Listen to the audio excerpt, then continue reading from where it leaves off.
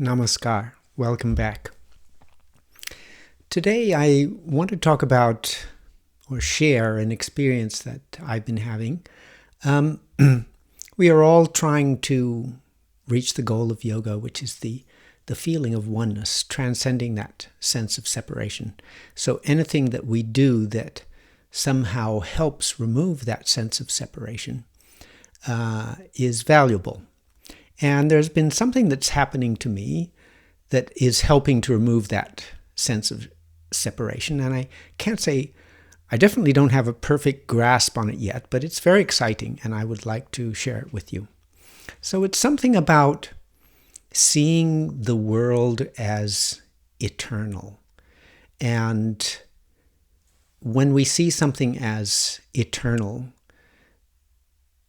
and we feel the eternal in ourselves, it's one eternal substance looking at another eternal substance.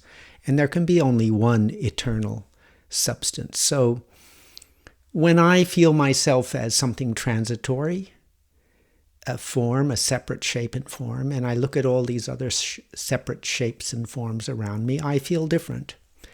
But when I look at myself and I see the eternal in myself, and I look around me and I see that the world is eternal and permanent, and I will talk about that later, how that is, then I will always be here, this will always be here, and this eternal beingness is one.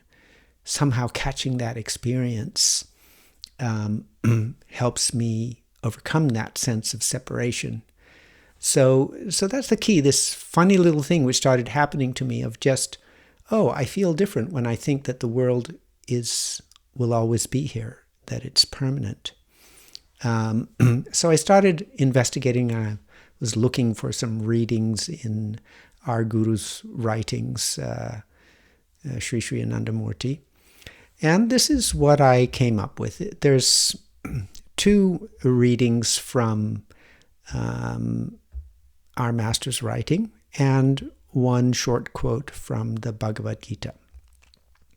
So here it is. And the theme is that the form is transitory, but the substance is eternal. Saguna Brahma has infinite sanskaras. So let me explain what Saguna Brahma is. It is the witnessing entity, Paramapurusha, plus that which it witnesses, the creation. So the witness plus the witness creation, together those two are Saguna Brahma, the totality of the creation and the witness of the creation. Saguna Brahma has infinite sanskaras. Sanskaras means karma, right? Unfinished business, so to speak. And so, for an infinite time to come, Saguna Brahma will continue to enjoy the fruit of its own past actions. That's one short quote, all right?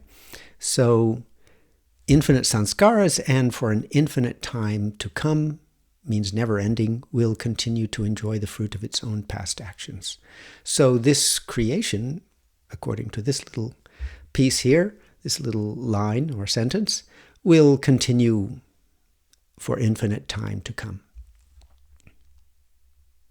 Everything comes from God, remains in God, and goes back to God. He creates, He retains, He destroys. Actually, there will not be any total annihilation, and there will not be any thermal death of the universe. But in a particular portion of the universe, or in a particular portion of any planetary system, there may be thermal death. In the past, there have been so many thermal deaths, and in the future also, there will be many thermal deaths, but only in a particular portion of the universe. The universe as a whole will never cease to exist. It will remain forever. So, thermal death here, thermal death there, but the universe will remain forever. So this world that we see around us will remain forever. It is something permanent.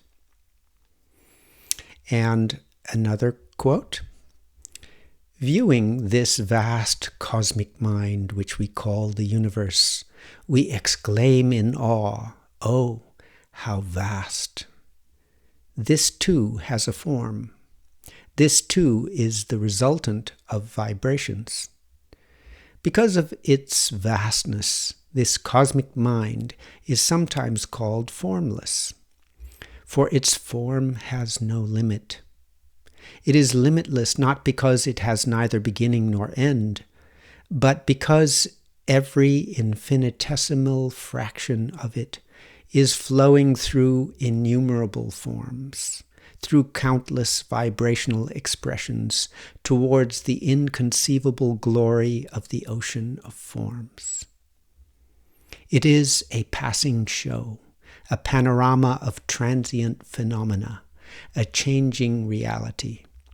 This vast vibration of the Supreme Spirit, this inconceivable expression of the supreme exaltation, this thought projection of the transcendental entity, your ordinary organs have no power to apprehend. As long as they are aware of their individuality, they cannot conceive or they cannot receive the vibrations of the great in the fullest measure, since all the powers of individuals are more or less limited. You can feel any object by touch, but you cannot say, I am touching the Supreme Brahma. You do not have that sensory capacity, for the power that is required to touch him is not so developed in you. So, a passing show, a panorama of transient phenomena, an endless procession of changing forms. So what we see here is that the forms are temporary, but the procession is endless, right? The scenes are temporary, but the show is eternal. We watch a movie, it starts and it finishes. We go to the theater, it has a beginning and an end. But the show that we are in all around us, that we are participating in as actors, has no beginning, has no end. We come in one body and exit and then come in another, and maybe we reach our final destination, but others are coming and going in changing forms, and the show is going on eternally. So we are in the presence of an eternal show, an eternal movie, so to speak. And it is that eternity of it, when we can shift from the focus on the changing forms, the shapes of them, they are transient. But this procession, this endless, eternal, magnificent procession is eternal. So here I am, I'm sitting in the midst of eternity in this very world. The world itself is eternal. The forms are coming and going, an endless ocean, but the world itself is eternal. The universe is eternal.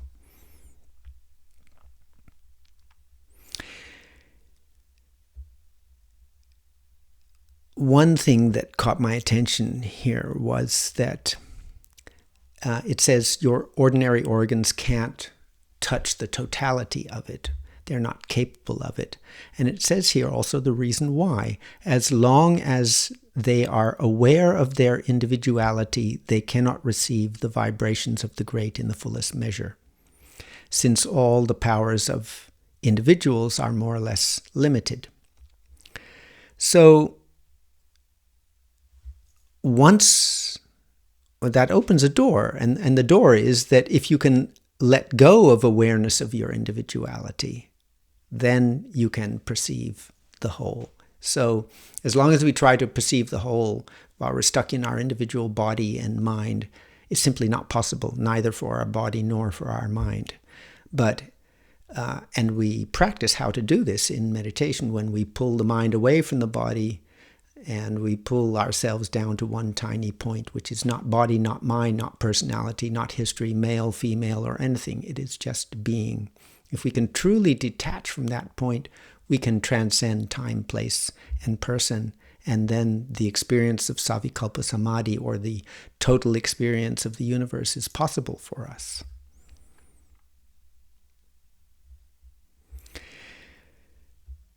So, an eternal change, a transition, a show, a passing panorama.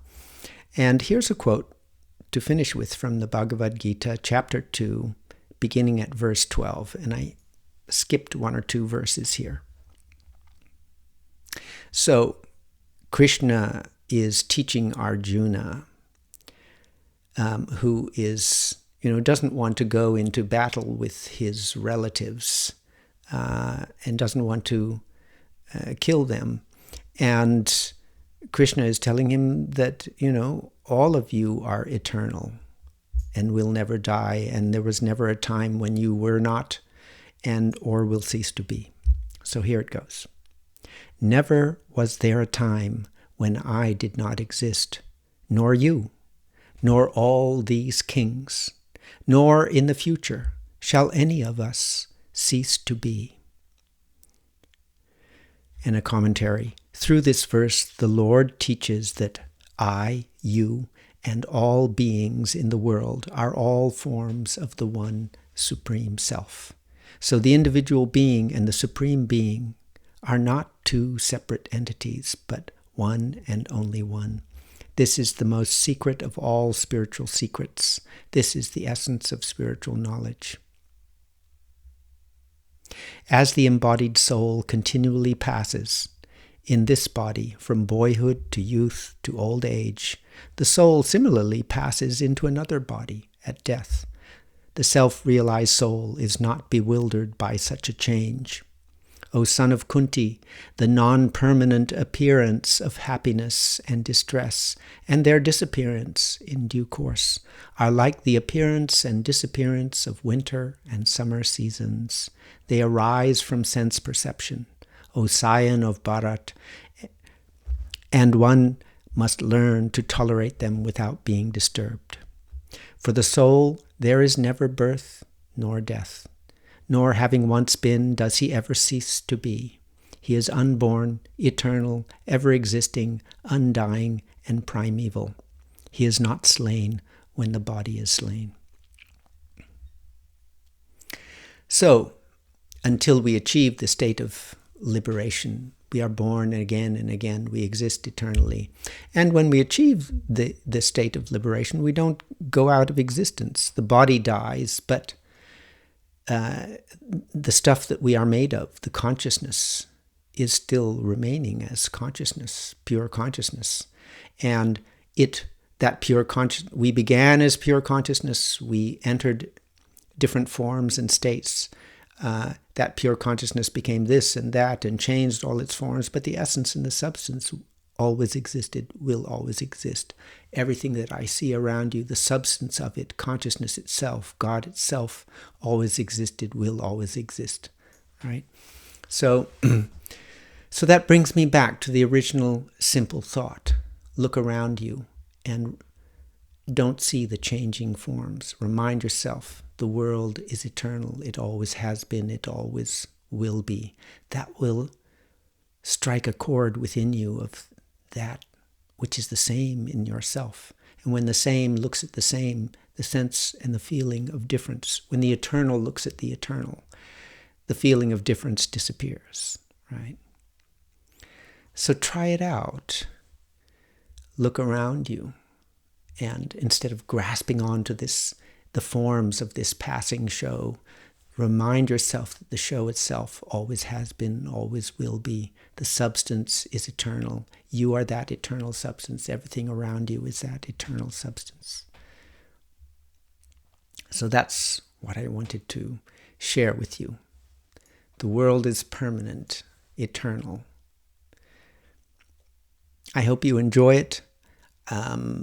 As I said, I'm still kind of just touching it's a very exciting feeling, touching that. I haven't grasped it completely, but why wait to share the excitement? I hope you found that interesting and helpful. Namaskar.